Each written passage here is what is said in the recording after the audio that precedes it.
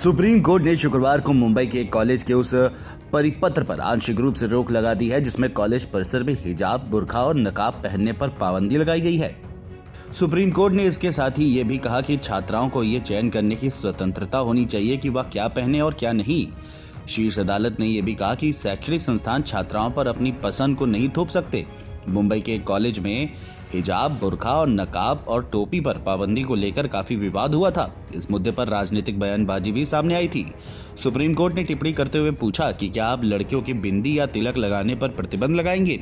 मुंबई के एक कॉलेज ने हिजाब, नकाब और बुर्का पर पाबंदी लगाते हुए बाद में जीन्स पर भी पाबंदी लगाई थी। वहीं न्यायमूर्ति संजीव खन्ना और न्यायमूर्ति संजय कुमार की पीठ ने एनजी आचार्य और डीके मराठे कॉलेज चलाने वाली चैम्बूर ट्रॉम्बे एजुकेशन सोसाइटी को नोटिस जारी किया और 18 नवंबर तक उसे जवाब तलब किया है।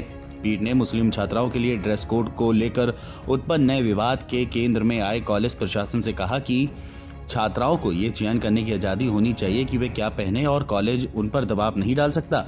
ये दुर्भाग्यपूर्ण है कि आपको अचानक पता चलता है कि देश में कई धर्म हैं।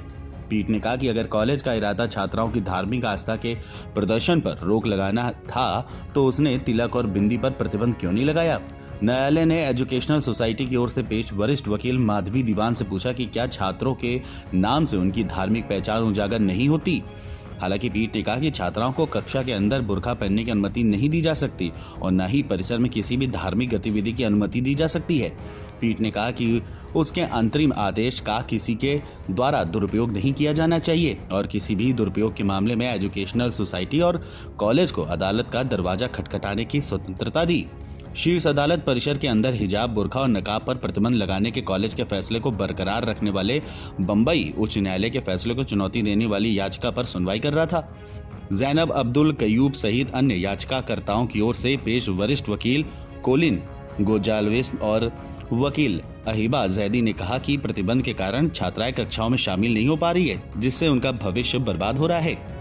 संविधान के कोर्ट में अब चीजें हैं तो इसलिए इन पर कोई भी टिप्पणी करना अनुचित है, लेकिन भारतीय जनता पार्टी के लोग, उनके समर्थक वर्ग और उनका समर्थक मीडिया कहीं न कहीं इन सारी चीजों को, कानूनी चीजों को पछड़े में डाल करके देश में सांप्रदायिक जो माहौल करना चाहता है उसका अब देश का युवा विरोध कर रहा है, देश की महिलाएं विरोध कर रही हैं। युवा अपने बेरोजगार से मुक्ति चाहता है, बेरोजगारी से मुक्ति चाहता है, अपनी नौकरी चाहता है, महिलाएं महंगाई से मुक्ति चाहती हैं और ये लोग इसको, इन सब लोगों को मंदिर और मस्जिद में अटकाए हुए हैं।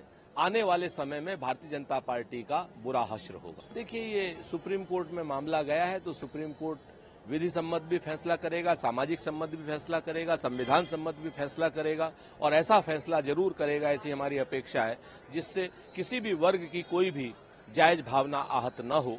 सुप्रीम कोर्ट के फैसले का इंतजार कीजिए, वो एक अच्छा फैसला आएगा। मैं Shivani Yadav, ABP live news channel को सब्सक्राइब करें, लाइक करें, कमेंट करें, शेयर करें। छोटी से छोटी, बड़ी से बड़ी खबर देखने के लिए धन्यवाद।